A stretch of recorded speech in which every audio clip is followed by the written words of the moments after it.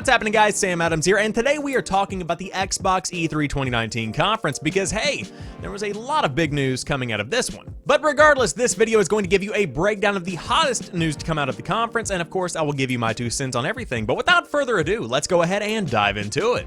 To kick things off, let's start where Microsoft ended. Project Scarlett, the next generation Xbox, is coming in holiday 2020, and it looks to be a very impressive piece of hardware. You have a resolution of up to 8K, you have variable frame rates up to 120 frames per second, and on top of it all, you have a solid-state drive to improve loading times drastically. Unfortunately, the box itself was not shown off. However, next E3, it is a guarantee we are going to be seeing more about what this console looks like, what it entails, price points, etc. But until then, we will just have to salivate over the idea of ray tracing console capability.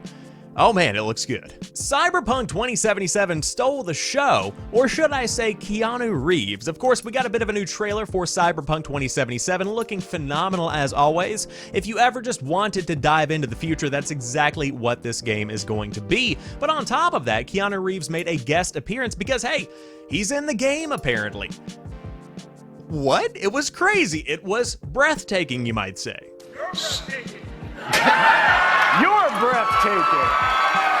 You're all breathtaking. But genuinely, all kidding aside, Cyberpunk 2077 is truly breathtaking. We've seen gameplay that looks phenomenal. I cannot wait to get my hands on this game. And on top of that, we got a confirmation of a release date of April 16th of 2020. So it's not too far off in the grand scheme of things. Xbox Studios family just got a little bit bigger because Double Fine is now joining the roster. Of course, Xbox has been beefing up their first-party lineup, developing games for the next generation to ensure that first-party experience is a lot better than it was for the Xbox One. And of course, Double Fine is joining other companies like Obsidian, like Ninja Theory to make games for Xbox and PC. And so, if you do have Psychonauts 2 on pre-order for PS4, don't worry, still coming out. All projects that have been confirmed for the other consoles, other platforms, are still happening, but in a couple of months, it looks like Double Fine is going to be working a lot more on Xbox than anything else. If you are a fan of playing console, if you're a fan of the console experience away from the console, I have good news for you. Project xCloud is essentially remote play for the Xbox One,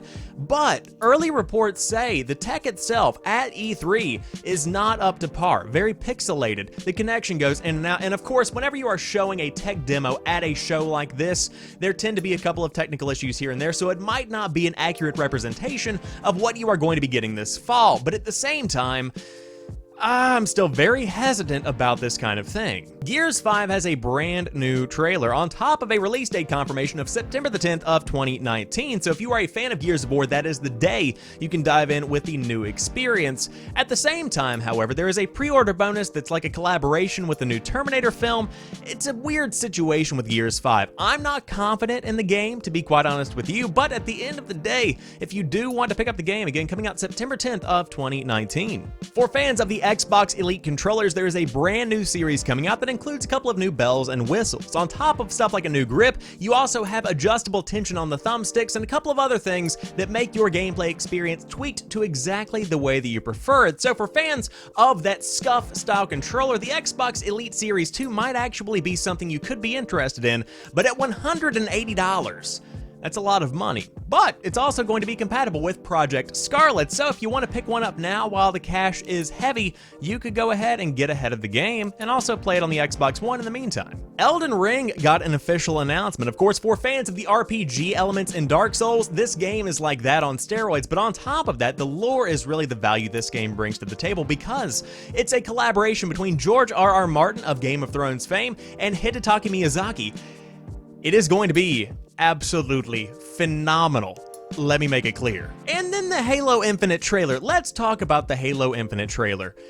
It's not gameplay, but man, does it still get me excited. The power of Project Scarlett and next-gen PC hardware combined with the elements that make Halo, the franchise we all know and love, are shown off in full glory in the Halo Infinite trailer. I cannot wait to get my hands on this game. As a longtime Halo fan, this one really just hits me where it counts. Oh man, I just freaked out a little bit. Unfortunately, I can't get to all 60 plus games shown off during this year's conference because that's a lot of games. But if you want to get your hands on a lot of those, some even on day one, Xbox Game Pass is a good way to do it, and there are more ways than ever to get into Xbox Game Pass. The biggest deal, I think, in gaming is Xbox Game Pass Ultimate, because if you are in the Xbox ecosystem, this is a phenomenal way to get access to basically all of the services offered. For $15 a month, you get Xbox Game Pass on Xbox One as well as on PC, on top of access to Xbox Live, which includes free games with gold.